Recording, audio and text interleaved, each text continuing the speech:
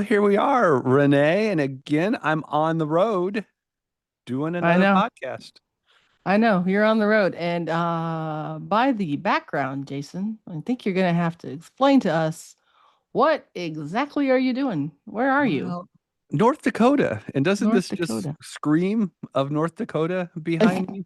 Not No, exactly. I that really hope you're all looking at this on YouTube because if you're not, you are missing out on the beauty that is the background here.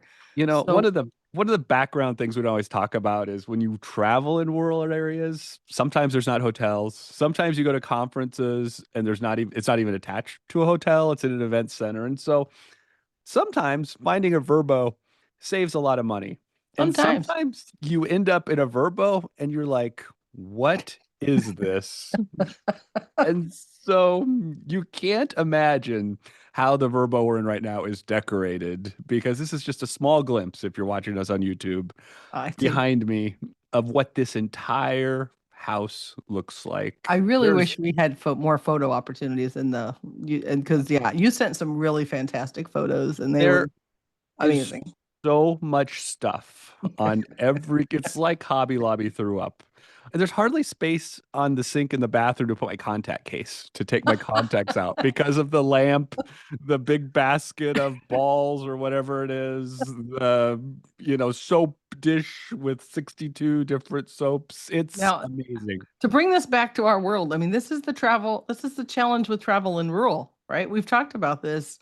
Sometimes you just can't find the place to stay when we're doing rural, and we've stayed in some very wild places. But that one is pretty sparkly, I guess I would say, in comparison to some. A It's kind lot. of well If decked you out.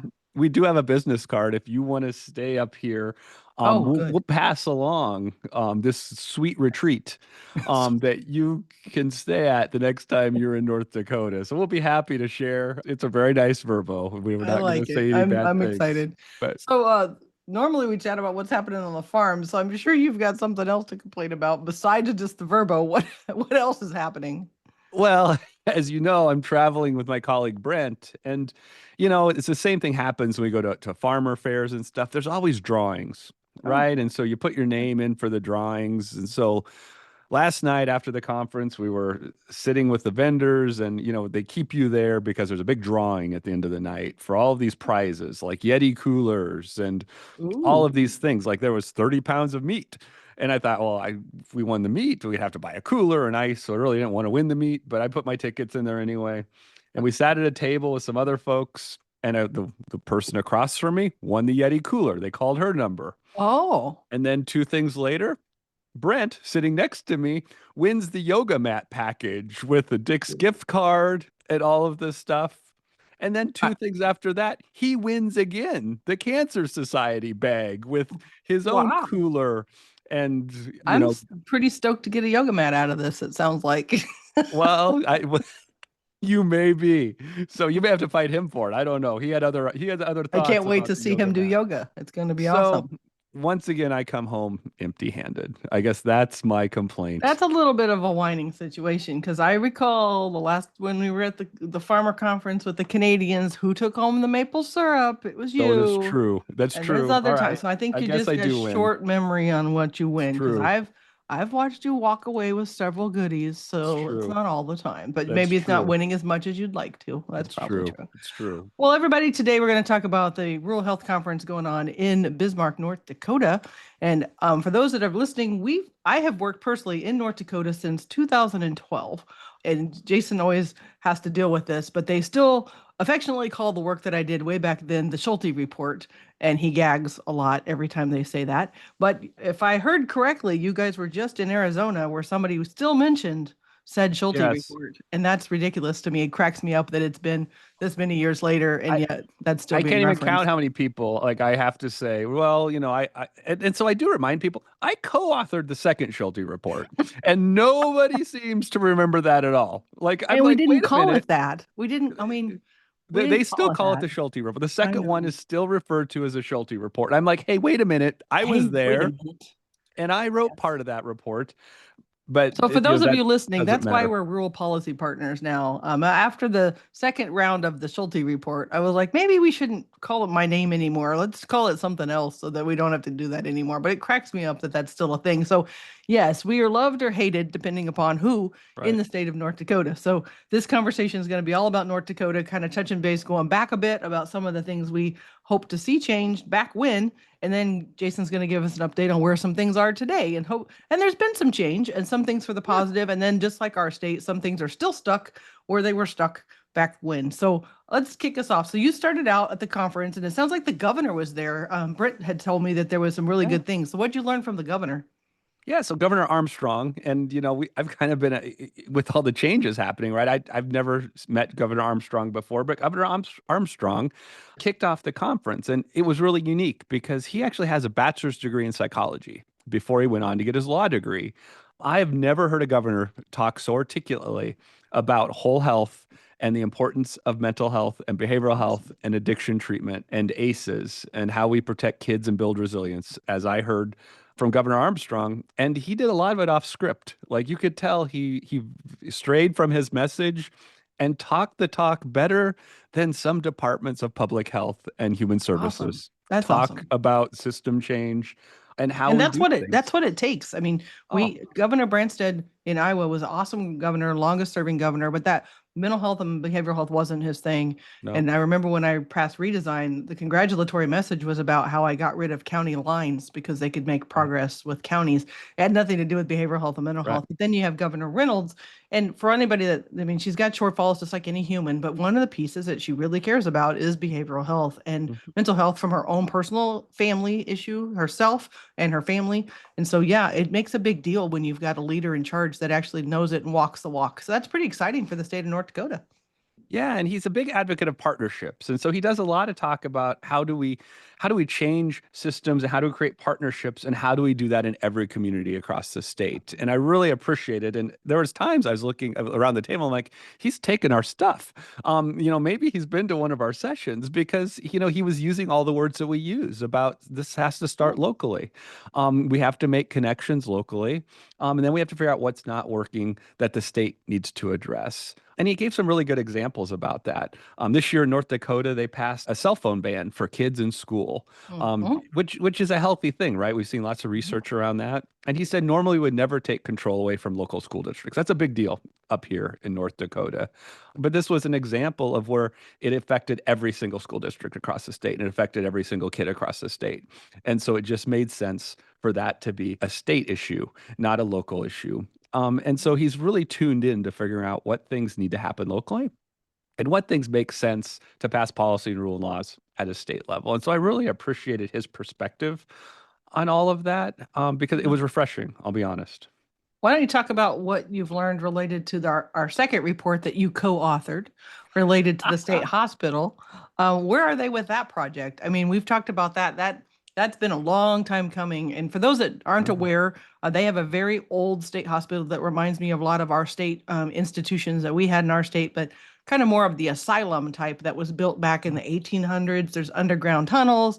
I mean, it goes from building to building, and they have shrank the property has shrunk down a lot over time, but there's these very old buildings, and they were always talking about trying to knock some down and figuring out. And so there's been this really long conversation about what stuff just needs to be shuttered, what needs to be revamped. So kind of where are we with that process now in North Dakota? Yeah, it's great.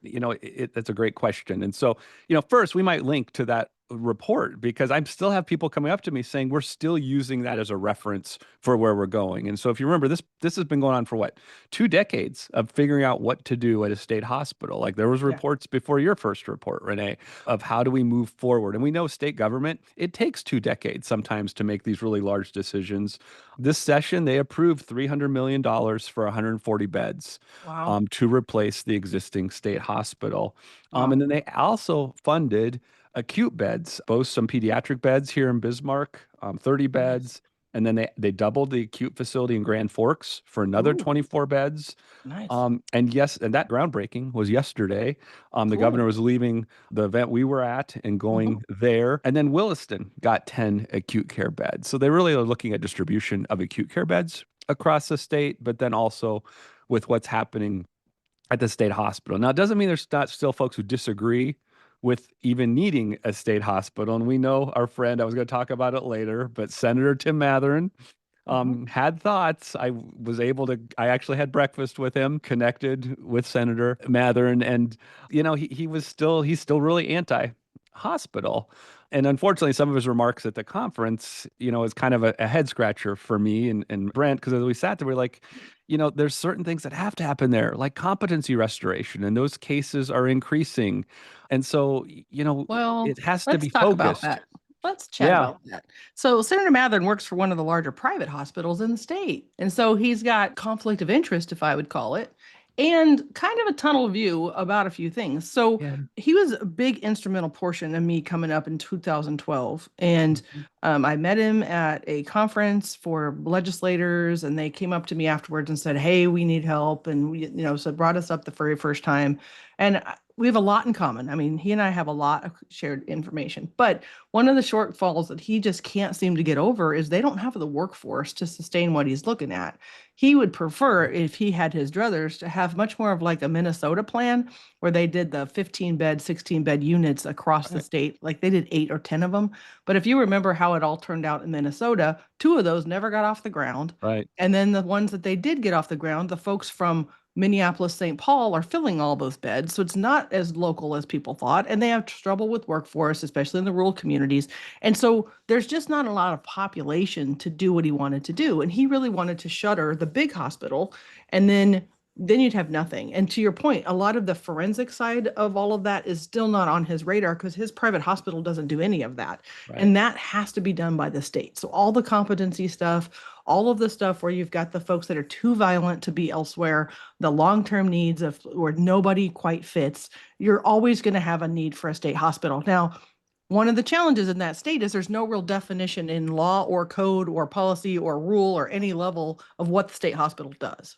And that's been their biggest challenge because it kind of became a catch-all for everything, including the acute hospital for that local community.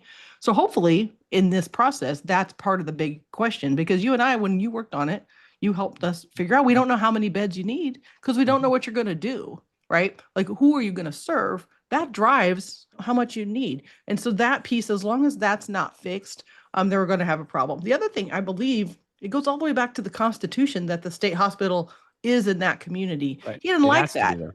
But it's like, that's like seriously acts of, big time movement to remove it from the Constitution Right. of a state. And so there's some real obvious barriers to moving it elsewhere. And I'm sorry about that, but it would be, talk about how long that takes. I think to change a constitution, it's 2 or 3 bienniums that you have to pass it and then goes to the vote of the people. And there has to be so many people that vote it. So it's not like you can just up and move it because it's constitutional. So anyway, I like him a lot and he's an awesome dude, but we don't agree on this particular topic. Well, on a side note, that he's been a senator for 38 years for the Oh state of North man, Dakota, which is that no, I just didn't. amazing? That's 38 amazing. years. Yeah. 1987, he Wow. became senator. So does Um, he, don't they just went to term limits, so he should be they done soon. they just passed term limits, and so they're figuring out what that's going to look like here. And That'll look different for him. well, it will look different for him, but we've learned the lessons, from working in Nebraska, that term limits have a real downside. I do. Because there is some benefit to someone like Tim who's been around. I'm not sure 38 years. I mean, bless his heart. But that's a long time. But there's kind of an optimum time where you can learn the systems, learn what you need to do, True. and then move things through that take multi-year processes to be Sure, able to true. do. I mean, sometimes things take 4 to 8 years to move along. And if you're limited to 2 terms, 2 years a pop, you're just figuring things out Right. when you have to leave. You know that, Renee. And so I think it's really hard to think about. So yeah, so that's the quick North Dakota update. It was kind of great to see some folks today. Today, I think we're going to be seeing some of the folks who were on the committee when we were Oh, out here cool. testifying regularly. So Awesome. I think John is going to be there as well as some other folks. So I'm really looking forward to hopefully making some Yeah. connections today I'm and really glad you finding could out. go back and continue those relationships because the relationships are really important and it does take time. And so we've been invited back a few times and it's nice to be able to go back and see. And they're doing such good work. So they're so proud, right? This plan here is actually, I mean, I don't know if Senator Mathern will see it as a win, but for them to do acute beds in multiple locations, that Yeah. is a win. And so he couldn't put the whole whole hospital in all the places, but you could put beds in the places. So he got what he's asking for in maybe not as he envisioned it, but that's still awesome because Williston, for anybody that's never been there, that's way out there and it's Yeah. pretty rural and hard to get to. And so to have beds in that community to pull from Dickinson and some of the other places out that direction, that's really, really important. And so in for Eastern Montana, because there's nothing out there either. And so it's a really good thing that they're doing that. And so I know part of that is just beating the drum, to keep it local, keep it local, Right. keep it local, which that's his job, right? 38 Mhm. years, that's his job.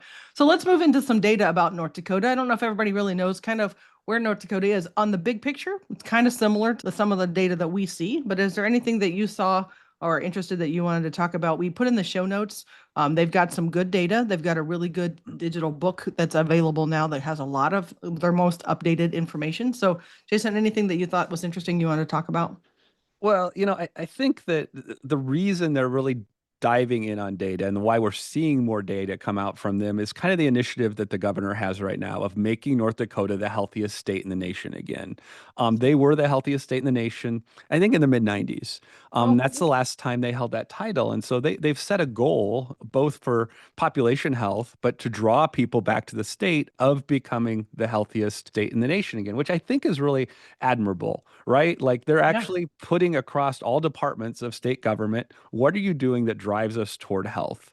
And for us, I mean, that mental health and substance use disorders are right in this front and center of that. But it really talks about prevention, building yeah, resilience, decreasing ACEs, adverse childhood experiences. And so, I think as we look at data and some of the data we're going to put in the show notes, the data is more current than when we were here. We had trouble finding some of this data, we Renee. sure did. Yeah. And so data is more current, and they're looking at it and saying, what do we need to do on a community level? What do we need to do on a state level to impact these numbers? I love it when people use data, right? It's not just a report that gets pushed out once a year because they have to. People are actually looking at this and having to respond and make comment as to what initiatives are we doing? How does it tie back to impacting these numbers? Yeah. And what I appreciate too, they've really done some deep dives on the substance use piece, but it's just a piece. Like you said, it's Right. connected to the other drivers of health, but you can really see their youth. There's a lot of alcohol use in the youth population, Mhm. and they have a lot of Native American population, and we know that's the highest issue on any Native population in their lands. That's always one of their biggest issues is alcohol. And so, to be able to talk about that and to see it across, all different groups, I really like how they broke it out into youth, but also college age students. I'm looking at that separately because those are two different kind of challenging populations. Looking at suicide, brain injury, and Yeah. gambling is in here. You don't always Yeah. see data about those things. I mean, oftentimes you'll see, something about maybe alcohol use or whatever, but you don't see they didn't tie in gambling. So, I mean, Right. they've got some really good data, and I really do want to credit them for this. This is very different than 2012, very different than 2012, and very different from when you and I were up there the last time, Yep. in what was that, 21? 21? 22, 21 and 22. 22. So it's Yep. different even from there. So they really have improved on their data and their reporting. And you can look through this data book and see that it is more recent as far as what they're quoting too, because it used to be, even then they quoted it, it was very, very a while ago, I should say. And so we couldn't always understand how far back it went and what we're talking about. And so, yeah, there's a lot of really good stuff in this. So I hope you give a chance to kind of look at it and see. There's a lot of overdose deaths, though, still going on. And part of that is just the distance and the rural nature of the state. So if somebody over, we can have access to Narcan and different things to help people that are overdosing, but in their community still, because of the rural frontier nature of the state, if somebody does overdose, they may not be able to get to the life-saving measures that they need. And so those numbers are still pretty high. And if you can see that, where fentanyl is now, it's really high, and it's just increasing every year over year. So they still don't have fentanyl under control, and I mean we don't either. And so it's not a slam, but you can see that in the Midwest, some of the same trends apply. What's problematic with us is problematic with them, Minnesota, other states too. Did you notice they have their behavioral health principles listed, and the number one principle that they adhere to is behavioral health is health. Have you ever heard that before? Holy cow, they pulled it from one of our records. We've been I'm so saying glad we've said that a million bazillion we times. have said that a million times, and so I I'm think that really grateful. That's really good because man, it was it siloed and pulled apart. But what's really cool, in my opinion, is the person now that's leading the behavioral health charge up there. I mean, she was in the system in 2012, way back when, but like a lower level employee, but really has risen up the ranks and taken charge and really, really got it back then, but wasn't like in charge. And so couldn't really do what they needed to get done. But it's really cool now to see that, she's really taking point and moving forward and making some, because it matters. And like you said, the prevention components of this, why they're telling people why it's important. Why should we care about alcohol use? Why should we care about these things? And that's what it's going to take to make change. You can't just tell people what to do. We need to tell them. The other thing I listed on here is just their behavioral health website. And I don't know if you saw this, but on the behavioral health website now, it tells you all the places you can get help. That Right. was non-existent back in the day. Right. And that was one of the things we recommended from the first report, the second report, is like, how do people know where to go? Now it's one button at the top of their site. Click here, you can see what parts of the state something is and find where you can get help. Wow, what a cool idea, because that was so lacking before. And so that's really cool that they've done a lot of good work in that space too. So we're going to put that in the show notes so people Yeah, can and I see. think we have to remember they're putting the framework together, right? It doesn't mean Yes. it's built out all across the state Oh, yet. no, no, It no. means though they have a plan and a framework, and that really moves us in kind of to our last segment. Is the Hmm. framework they're really looking at is the social determinants of health. Awesome. And I think the more and more we talk social, whether we talk social drivers of health or social determinants of health, right? I think that's a way we engage with the larger healthcare system. We've seen these siloed systems of healthcare, behavioral healthcare, and how do we bring this together? And I think when we think about the social drivers of health, that's really a unifying framework that we can all come together around and get everyone, really working off the same page when it comes to treating folks and really cross collaboration that needs to happen in those communities to make it work. Yeah, I have a story for you in this. So you came to our meeting that I had at I won't say which institution, but a local place that does crisis stabilization and whatever. Mhm. And I brought the board of parole. And those guys have worked in the field of parole forever and ever and ever. And the feedback I got was, had you not taken us there, I would have never known those kind of places existed. Right. And I forget that because I work in the space that I know it exists, but it's something they absolutely should, because when we're putting people Right. back in the community, reentering, they absolutely should have behavioral health supports. But even folks that have worked in that reentry space don't know that those things exist. And so sometimes I feel like maybe this is too basic, too academic. I shouldn't be talking about this, but just like behavioral health is health, right? It's very basic, but it's very important. And people haven't heard it, and they need to continue to beat the drum. And so what's really exciting from what you're talking about, you've got now all the way at the top with the governor saying, hey, we're going to work on this. And it is going to take, when you're in a rural frontier remote community, isolation is massive. It's a big, big deal. And some of these determinants of health and these pieces of health are big, and you're going to have to figure out, how do we get people to get back together again? How do we help people, become Right. friends? How do we, the things that they used to take for granted aren't there in the cultural system anymore. And so it's bigger than just behavioral health. But when your behavioral health is wrong, all of this is wrong too. Right. So it's like you got to pick one of these pieces to start with. And they've tied it all together with their state health improvement plan, or their SHIP as it's called in most states. And so they're actually using a framework and following a plan and then measuring data along the way. And I have to say, I shouldn't be impressed that a state's using data, following a plan, developing something out. Like, that should be how it works, right, Renee? And so it's sad when I come to a state, I'm like, wow, that's impressive. Everyone from the governor all the way down through every branch of government is on the same page, following the same plan, and it's impacting local community health, which includes behavioral health, addiction, and peer recovery, and all of the things that we talk about. Shouldn't be surprised. This should be the norm. And so it was Yeah. kind of a gem up here in North Dakota to be refreshed with, wow, this things can happen. Now it's going to be a long road to implement those things statewide. Don't get me wrong, right? There's still lots of barriers and Right. bumps in order to do that. But boy, having a plan makes it go a lot easier. Yeah. So maybe we can try to find that plan and see if we can attach it here to the notes, just so people know what one of those look like, because every state has one. So if you can see one, you might be able to find yours for your state and be able to look at it too. Before we go, I want to talk about a recovering politician self-care policy of the week. And this one's a little different. So this one's about safety, but it's bigger than just me. So my community, they're looking at putting a really big high school not too far from my house. And I'm not opposed at all. But there is a piece of the community that is a street that can't be changed because a different city owns both sides of the road. And it's a sharp curve where people fall down this cliff in Iowa. A cliff, it's not as big as some cliffs, but it's a Right. pretty good one. And when you fall in, you ain't getting out.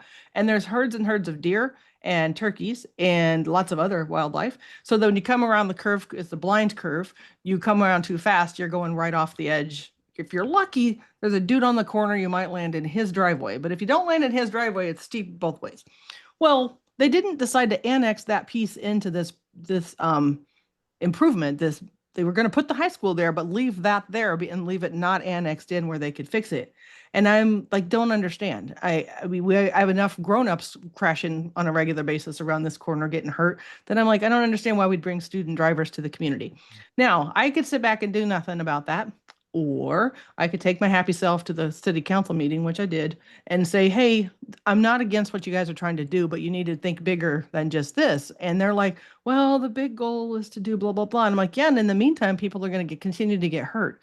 So what happened was, which was a pretty cool piece of it, is one of the ladies on the council, a council member, says, yeah, my kids are banned from driving around that corner because it's so dangerous that I don't want my own kids hurt. Right. Well, you're the council member. Okay. So then the next council member started talking, well, that's pretty important if your kids can't drive there. So maybe they're going to think about it because it wasn't even on the radar.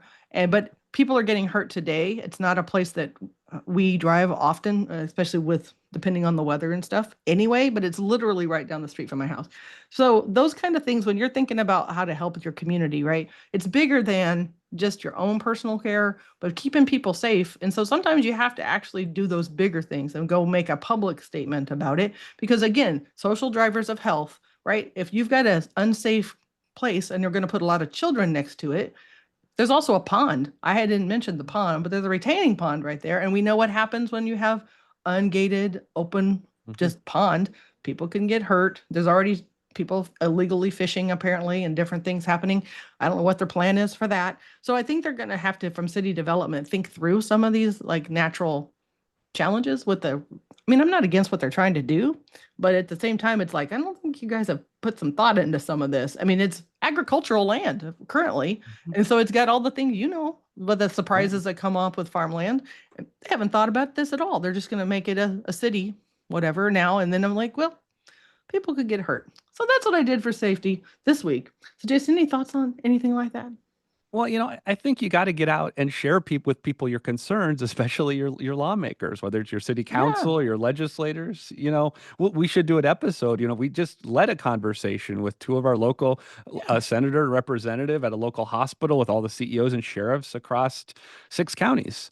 And it was the first time those legislators had heard a couple of the things that were brought up as concerns in their own local communities. And sometimes that voice is so important. And sometimes we just want to put a post on Facebook as a complaint or a rant, and it never gets back to the person and is anchored in this is what's happening in our community. And so I think we have to remember how important it is to have dialogue, go to the meetings, so testify or go in front of folks and talk during public comment about what's really happening. Like we forget, that's how you teach people. That's how you educate folks. That's how our legislators learn, our lawmakers learn what's happening in our local community. And if they don't know, they don't know.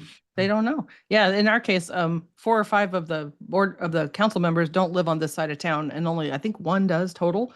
And so probably wouldn't have come up, but when I come up and the city planner sitting there, I've talked to city planner in the past when they redid my 4-lane, 4-way stop out here, just generally like, what is the plan? Where are we going with all this? Because they were making a hot mess. It was hard to get around, and it was irritating. I would like a stoplight there because I don't like seriously, that 4-way it's not stop. great. I don't love any. Well, they're going to put the high school next door. That's exactly part of my questions, right? It's like, but last night was just about annexation, so I only talk about that. But in the future, I'm going back because I got more questions because it gets kind of messy, and we've had big crashes at that corner. I don't know how, but anyway, there should be people stopping, but apparently not. The speed at which they hit each other, there's no way they came just from a stop to crash. No chance. So anyway, there's like a lot of things like that. And was it easier? I preferred last night to just stay home, but I was also thinking, no, I probably need to say something because it needs to be in the early planning process. So that, because I'm like, if it was about annexation, I'm like, well, then take the stupid corner so you could fix the corner. And so that's actually what one of the council members said. So who knows? Maybe it'll go somewhere. It's not my favorite thing to do. I don't like having to go do those things, but at the same time, I'm trying to look at for my community and be like, I don't want kids hurt. And that there's a couple places right there that could be pretty dangerous pretty quickly if we bring more kids to the community. So we just need to straighten it out, clean it up so people don't get hurt. So today we talked all about North Dakota. We've been in North Dakota working since 2012. And so came back again in 21 and 22. And so it's really fun to see that they're moving forward on a lot of the initiatives we talked about, making progress toward their new state hospital. Even more entertaining that we've met the architects that are still talking about the Schulte report. I find that hilarious, but here we are. And so we're talking about all those things. So today we have a ton of stuff in the show notes showing you some really good data, some what it looks like to actually have a plan, what kind of some of the information could look like. And they've got some really nicely done professionally made materials that maybe you could, use as a example in the area that you are. But before we go, don't forget to follow us on LinkedIn or Facebook or YouTube. If you leave us a positive review, we'll send you a prize. Have a great day, everybody.